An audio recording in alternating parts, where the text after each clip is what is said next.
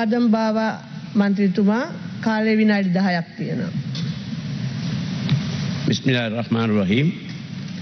சபைக்கு தலைமை தாங்கும் குழுக்களின் பிரதி தலைவர் கௌரவ குழுக்களின் பிரதி தலைவர்களே, இந்த உயரிய சபையில் உரையாற்ற கிடைத்தமைக்கு எல்லாம் வல்ல இறைவனுக்கு நன்றியை கூறியவனாக, இந்த உயரிய சபையில் உரையாற்றுவதற்கு எனக்கு வாக்களித்த திகாமடுல மாவட்ட கல்முனை தொகுதி, சம்மாந்துறை தொகுதி, பொத்துவில் தொகுதி, அம்பாறை தொகுதி மக்களுக்கு இந்த சந்தர்ப்பத்திலே மனமார்ந்த நன்றிகளை தெரிவித்துக் கொள்கின்றேன்.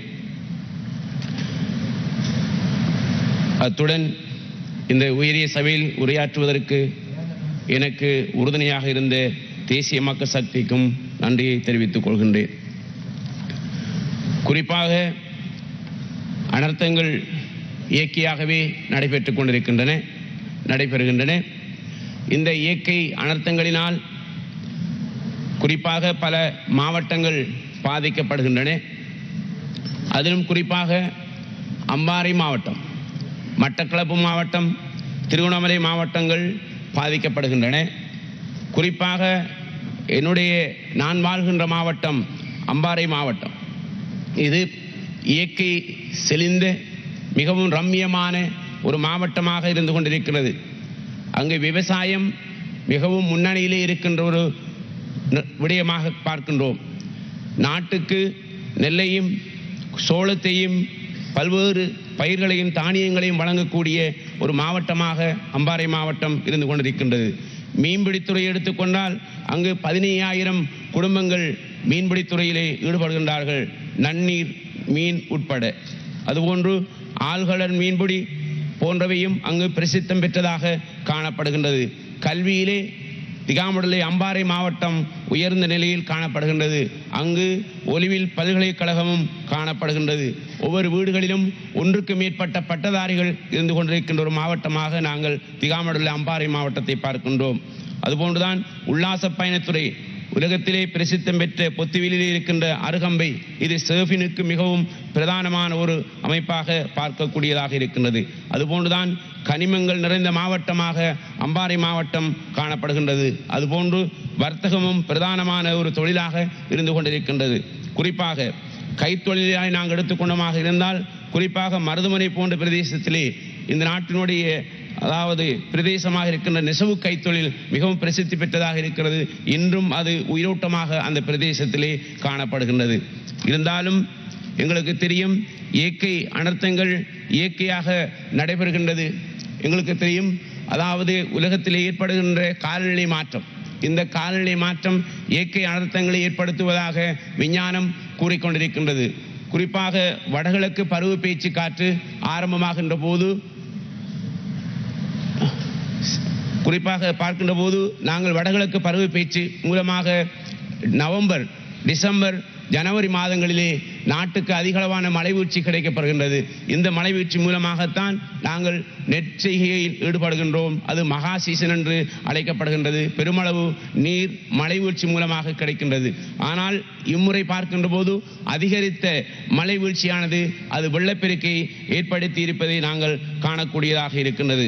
ஆகவே இந்த வெள்ளப்பெருக்கின் காரணமாக உயரிய பல்வேறு கட்டுமானங்கள் பாதிக்கப்பட்டிருப்பதை நாங்கள் பார்க்கக்கூடியதாக இருக்கின்றது. அந்த அடிப்படையிலே இந்த கட்டுமானங்களை நாங்கள் எடுத்துக்கொண்டமாக இருந்தால், இந்த இழப்பின் காரணமாக பல்வேறு நட்டங்கள் ஏற்படுகின்றன. இயற்கை அனர்த்தங்கள் ஏற்படுகின்ற போது நாட்டினுடைய பொருளாதார இழப்பு ஏற்படுவதை நாங்கள் பார்க்கின்றோம். இந்த இழப்புகள் பல்வேறு இழப்புகளாக காணப்படுகின்றன. எங்களுக்கு தெரியும், உயிரிழப்பு ஏற்படுகின்றது. அம்பாறை மாவட்டத்திலே அண்மையில் ஏற்பட்ட உயிரிழப்பானது எல்லோராலும் பேசப்படுகின்ற ஒரு விடயமாக நாங்கள் பார்க்கின்றோம். அன்று வெள்ளப்பெருக்கின் காரணமாக 8 உயிரிழப்புகள் ஏற்பட்டதாக சொல்லப்படுகின்றது. அதிலே 4 பாடசாலை அல்லது மதரசா மாணவர்கள் இருந்து கொண்டிருக்கிறார்கள். 4 பொதுமக்கள், மொத்தமாக 10 பேர் அங்கே உயிரிழந்திருப்பதை நாங்கள் பார்க்கின்றோம். ஆகவே இந்த உயிரிழப்பானது ஆழ்ந்த அனுதாபங்களை மக்கள் மத்தியிலே ஏற்படுத்தி இருக்கிறது. இதன் காரணமாக நாங்களும் இவர்களுக்கு எங்களுடைய கட்சி சார்பாக ஆழ்ந்த அனுதாபங்களை தெரிவித்துக் கொள்கின்றோம். அதுபோன்றுதான் இங்கு ஏற்பட்ட இழப்புகளை நாங்கள் பார்க்கின்ற போது பல்வேறுபட்ட இழப்புகளை நாங்கள் குறைப்பதற்காக செய்வதற்காக அந்த பிரதேசத்தில் இருக்கின்ற தேசிய மக்கள் சக்தியினுடைய பாராளுமன்ற உறுப்பினர்கள் மக்களை நாங்கள் கடந்த காலங்களிலே சந்தித்திருக்கின்றோம். ஆனால் இன்று ஒத்திவைக்கப்பட்ட பிரேரணை இன்று பேசப்படுகிறது. எங்களுக்கு தெரியும், கடந்த காலங்களிலே இங்கு ஏற்பட்ட இழப்புகள் காரணமாக நாங்கள் எங்களுடைய கட்சிகளிலே இருந்தவர்கள் எதை செய்தார்கள் என்று நாங்கள் பார்க்கின்றோம். கடந்த 76 வருடங்கள் இந்த நாட்டை ஆட்சி செய்திருக்கிறார்கள். அவர்களோடு சேர்ந்து இந்த எங்களுடைய பிரதேசத்தில் இருக்கின்ற இனவாத கட்சிகளும் இங்கு ஆட்சியாளர்களாக அவர்களோடு சேர்ந்து ஆட்சி ஏற்படுத்தி இருந்தாலும் இவர்கள் இந்த பிரதேசத்துக்கு எதை செய்தார்கள்? ஆனால் கடந்த காலங்களிலே இவர்கள் செய்த பல்வேறு அபிவிருத்தி நடவடிக்கைகள் சரியாக செய்யப்பட்டதா என்ற கேள்விக்குறி அங்கே காணப்படுகிறது. இவர்கள் செய்த இந்த கட்டுமானங்கள் அபிவிருத்திகள் சரியான முறையிலே செய்யப்படவில்லை என்று பார்க்கின்றோம். ஒலிவில் துறைமுகம் மூடப்பட்ட ஒரு நிலையில் இருக்கின்றது. எங்களது பிரதேசத்தில் காணப்படுகின்ற சுமார் 450 ஆழ்கடல் மீனவ படகுகள் இருக்கின்றன. அதுபோன்றுதான் 1500க்கும் மேற்பட்ட படகுகள் காணப்படுகின்றன. ஆகவே இந்த படகுகள் குறிப்பாக ஜனவரி போன்ற காலங்களிலே, டிசம்பர் மாதம் போன்ற காலங்களிலே கடலினுடைய அதாவது அனர்த்தம் காரணமாக இவர்கள் வேறு இடங்களுக்கு இந்த அவர்களுடைய உபகரணங்களை கொண்டு செல்ல வேண்டியிருக்கிறது. இதனால் பாரிய நஷ்டம் மீனவர்களுக்கு ஏற்படுகிறது. ஆனால் ஒலிவில் துறைமுகம் இன்று பாவிக்க முடியாத ஒரு நிலையிலே காணப்படுவதை நாங்கள் காணக்கூடியதாக இருக்கிறது. அதுபோன்றுதான் அண்மையில் ஏற்பட்ட வெள்ளப்பெருக்கு காரணமாக எங்களுடைய உட்கட்டமைப்புகள், பாதைகள், பாலங்கள், கல்வெட்டுக்கள், அதுபோன்று வடிகால் அமைப்புகள், வண்டுகள், அணைக்கட்டுகள் உடைப்படுத்தியுள்ளது. ஆகவே இவற்றை நாங்கள் சீர் செய்வதற்காக இந்த பிரதேசங்களுக்கு எங்களுடைய தேசிய மக்கள் சக்தியினுடைய பாராளுமன்ற உறுப்பினர்கள் சென்றோம். அங்கு மக்களை சந்தித்தோம். அந்த மக்கள் எங்களிடத்திலே கேட்டுக்கொள்வது, இந்த எங்களுடைய இழப்புகளை வழங்க வேண்டும் என்று கேட்கின்றார்கள். அந்த இழப்புகளை நாங்கள் வழங்குவதற்கு எங்களுடைய அரசாங்கம் இப்போது தயாராக இருக்கிறது. அது மட்டுமல்ல, இந்த வெள்ளப்பெருக்கு ஏற்பட்ட இடங்களில் வீடுகள் பகுதியாகவும் முழுமையாகவும் சேதமடைந்துள்ளதை நாங்கள் பார்க்கின்றோம். ஆகவே இதற்கும் அவர்கள் இழப்பீடுகளை கேட்கின்றார்கள். நிச்சயமாக எதிர்காலத்திலே இதற்கான இழப்பீடுகளை வழங்குவதற்கு நாங்கள் தயாராக இருக்கின்றோம் என்று அந்த மக்களுக்கு சொல்லியிருக்கின்றோம். ஆகவே அன்புக்குரிய இந்த எங்களுடைய பாதிக்கப்பட்ட மக்களை எடுத்துக்கொண்டால் அவர்களுக்கான இழப்பீடுகளை நாங்கள் விரைவாக வழங்குவதற்கு மாவட்ட செயலாளரை நாங்கள் சந்தித்து பேசியிருக்கின்றோம். அது மட்டுமல்ல, இந்த அம்பாறை மாவட்டத்திலே இருக்கின்ற பிரதேச செயலகங்களுக்கு நாங்கள் சென்று அங்கிருக்கின்ற திணைக்கள தலைவர்களை சந்தித்து, பிரதேச செயலாளர்களை சந்தித்து பல்வேறு சுற்று பேச்சுவார்த்தைகளை நாங்கள் நடத்தியிருக்கின்றோம். திணைக்கள தலைவர்களை நாங்கள் சந்தித்தோம். ஆகவே இந்த திணைக்கள தலைவர்கள் மூலமாக இந்த பாதிக்கப்பட்ட மக்களுக்கு எதை நாங்கள் வழங்க வேண்டுமோ அதை வழங்குவதற்கான ஏற்பாடுகளையும் நாங்கள் துரிதமாக மேற்கொண்டிருக்கின்றோம். அதுபோன்றுதான் அம்பாறை மாவட்டத்திலே நாங்கள் பார்க்கின்ற போது இந்த இனவாத அரசியல் கடந்த காலங்களிலே இவர்களை பிரதேசவாதம், இனவாதம், மதவாதத்தை அடிப்படையாக கொண்ட அரசியலை நடத்துவதன் விளைவாக அங்கு சரியான அபிவிருத்திகள் நடைபெறுவதில்லை. ஆகவே அபிவிருத்திக்காக ஒதுக்கப்படுகின்ற பணங்கள் சரியான முறையிலே பயன்படுத்தப்படுவதில்லை. சென்ற வருடம் கூட ஏற்பட்ட இந்த அனர்த்தங்கள் மூலமாக எங்களுடைய பிரதேச மக்களுக்கு வழங்கப்பட வேண்டிய இழப்பீடுகள் இன்னும் வழங்கப்படாமல் இருப்பதாக அங்கிருக்கின்றவர்கள் கூறிக்கொண்டிருக்கின்றார்கள்.